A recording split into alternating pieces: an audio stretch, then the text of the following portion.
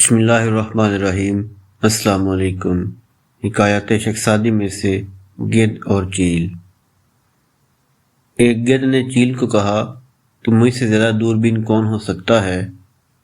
چیل نے کہا یہ دعویٰ کیا ہے تو ثابت بھی کرنا پڑے گا۔ ذرا جنگل میں میرے ساتھ تو چل اور مجھے بتا کون سی شے کس جگہ ہے۔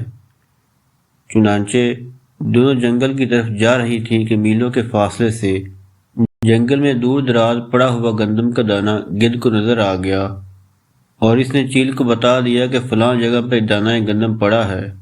چیل کو یقین نہ آیا، دونوں نے نیچے جا کر تصدیق کرنا چاہی۔ جب گدھ دانے کے پاس گئی تو ایک لمبا پھندا اس کی گردن سے لپٹ گیا۔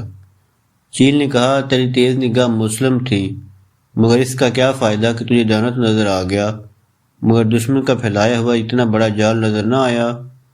گدھ بیچاری جال میں پھنسی ہوئی کہہ رہی تھی تقدیر کے سامنے احتیاط بھی فائدہ نہیں دیتی۔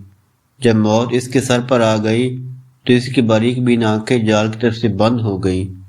جس پانی کا کنارہ ظاہر نہ ہو اس میں پیراک کا شوخا پن کام نہیں آتا۔ شیخ سعدی رحمہ کی اس حکایت سے میں سبق حاصل ہوتا ہے کہ ذات کے سامنے اچھے بھلے تیز نگاہوں والے بھی اندھے ہو جاتے ہیں۔ شیخ سعدی فرماتے ہیں نہ بستنے دربود ہر صدف کہ نہ ہر بار شاطر زند بر ہدف۔